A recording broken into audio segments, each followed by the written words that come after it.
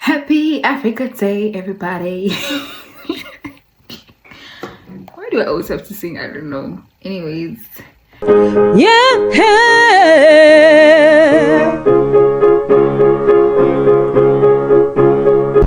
Happy Africa Day. And to celebrate, I have a new Substack article. Yeah. She's consistent, okay? So today I'm going to talk about Google. Google will I'm a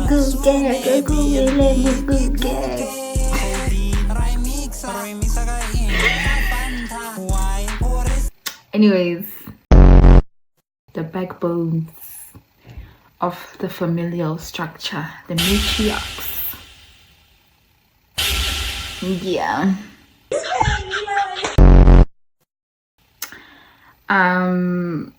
So I titled the article "The Grandmama's the Baby." The Grandmama's the Baby, which references what's her name again? I saw Jocelyn Hernandez from Love and Hip Hop. That old meme that she had, her saying the grandmama's the baby. Then you're not the mama. Your grandmama's the baby. So yeah, that's what I titled it. It's called The Grandmama's the Baby. The kids don't get folktales or litshomo from their grandparents anymore, and that's why literacy rates are dipping. That's what we're going to be talking about, okay? Because so in Lesotho alone, I think 90% of 10-year-olds cannot read for comprehension, and then in South Africa, 80% of grade 4 students also can't read for comprehension. So it's around the same age, like children of the same age are having a very hard time with literacy. So I think that was the basis of my whole thing, is to understand why, from my perspective, why. I mean, there are so many other reasons, like socio-economic reasons, challenges, but I wanted to give my perspective of why I think that is. And also backed up by, of course, the book I always talk about, Eugene Cassidy's The Basotho's, which I would highly recommend anyone to read.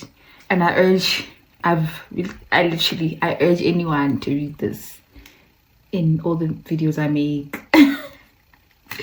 So if you can, get yourself a copy and read, okay? Read, nigga, read! Like, there's so many things that challenge you, like intellectually. I'm finding it. It take you that long to find it? It does. I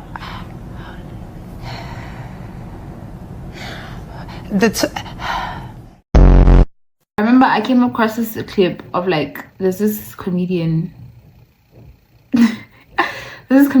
slash podcaster. I remember coming across one of his videos where he was like, oh yeah, he I think he had a conversation with his niece or something. He was like, oh yeah, just use your imagination. Like, he was talking to his niece and he was like, oh yeah, just use your imagination. And the kid was like, oh, is that an app? My niece thought imagination was an app on your phone. You said, like, use your imagination, and she's like, where is that? I don't have that downloaded. Yeah. We have only now to notice as intellectual productions the riddle and the tale. These two elements enter largely into education of the children. The tale is captivating and keeps them quiet at their mother's side. The riddle excites their minds, and as it is usually produced or proposed to several at once, it establishes a kind of rivalry among them, which is not without its effects in their general development. The style is very animated and generally adapted to the subject in parts of a pathetic nature. Pause. It requires a vehemence which would appear extravagant anywhere, but in a country where people give expression to all they feel. And of course now, like, studies show how, like, intergenerational living is actually a lot healthier for the individual. You live longer, more contentment, things of that nature, you know. And then Eugene also highlights this by saying, it will be easy to collect a considerable number of riddles of this kind, but they will probably possess no further interest to the reader than that of proving that these people are not insensible to the jeu d'esprit, which is the play of the mind or the play of the spirit. If you've also read one of my previous analysis as well, especially in my Watamumudimu piece as well, which I did, moralities are very, like, it's very ingrained into the Soto culture. So doing the right thing, just doing the right thing. And Eugene also highlighted this, and he highlights this a lot, even as someone that was very critical, because of course he was like what's a nice way of saying this? Let me find a nice way of saying this. This, Be nice. I'm finding it. He was a very, that's all you need to know. Eugene was a missionary and very flawed, very colonial. That's all you need to know. But even a lot of the times in this book, he was able to highlight how morality was so ingrained into the fabric of the Basotho culture. And when it relates to this, he says, nevertheless, here and there we find valuable moral lessons, proving that evil never remains unpunished. Perhaps in compiling a large number of these stories, you might even find more than one allusion to facts of sacred history. Let's not abandon like literature or storytelling or like passing down these very important historical facts and like historical recipes. Like, we're losing the recipes. You are under spells, people. You're under spell. I ain't under no spell. You are. You're under a spell. I think it's also important to note that a lot of like these people that are driving, like these tech pioneers that are driving like this new age of AI and everything, AI everywhere, AI everywhere, AI everything AI.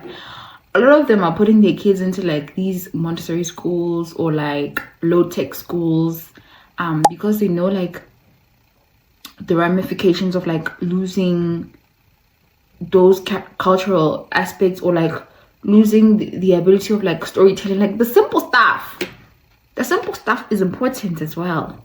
Okay, the literacy, it's important. Not everything tech everywhere is tech. It really isn't. And I think it's important to note that. And if we don't, I feel like we're at risk of like losing very important cultural recipes, which would be a travesty, honestly. And I just think it's important to let the children read. You know, do the knowledge, like do the knowledge, nigga.